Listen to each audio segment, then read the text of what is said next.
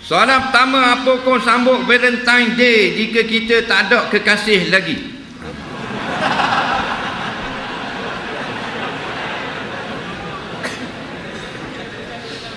Dia hari Valentine ni hari kekasih.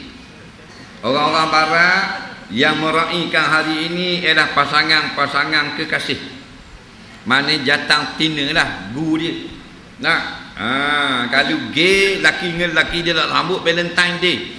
Atau lesbian, mana laki puan yang belum berkahwin yang belum berkahwin, berkapa, berpasang-pasangan di barat lah. Dia pun sambut. Jadi orang putih sekalipun yang tak ada kekasih, dia tak sambut Valentine Day ni. Dia ada kekasih sahaja. Macam orang India, dia sambut Taipusang. Orang India saja. Tiba-tiba Cina sambut Taipusang. Mabuk dah tu. Kemudian nak dengar molek sedikit cerita tentang Valentine Day. Mana asalnya, dengar molek. Valentine Day ni ialah nama seorang padri, Padri Saint Valentino, yang duduk di negeri Spanyol. Seorang padri yang besar, yang terkenal. Dia ini bercinta dengan seorang wanita. Dalam padri, hukum padri Kristian ni, tak boleh bercinta, tak boleh kahwin, haram hukumnya. Dia ni memecah tradisi bercinta dengan seorang gadis yang sangat cantik rupawan. Lalu diketahui oleh pihak gereja, kecoh kes ni, pasal padri, sister, pak, kardinal hak kerja dengan Tuhan, dia kata tak boleh kahwin. Dan dia meminta kebenaran untuk kahwin kerana sayang kepada kekasihnya ini.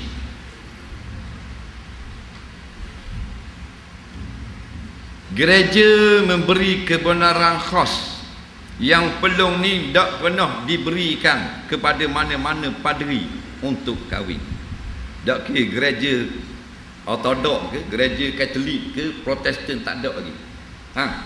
Dia seorang baru, Saint Valentino, padri yang dibenarkan berkahwin dengan kekasihnya.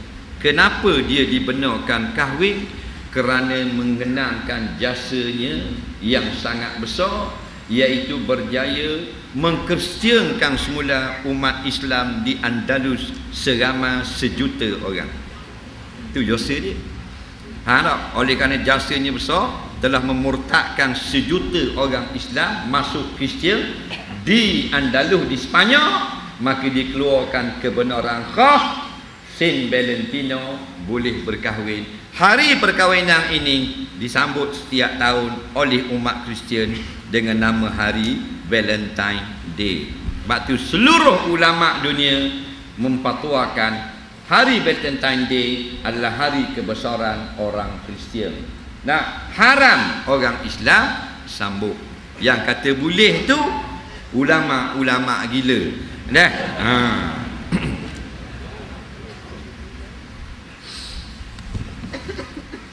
Tak payah Valentine apa.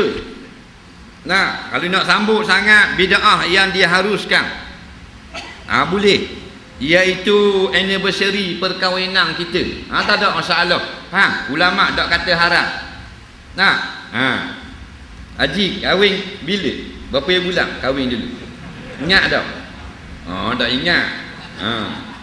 Nama puan ingat? Ingat tahu kau dah ingat juga.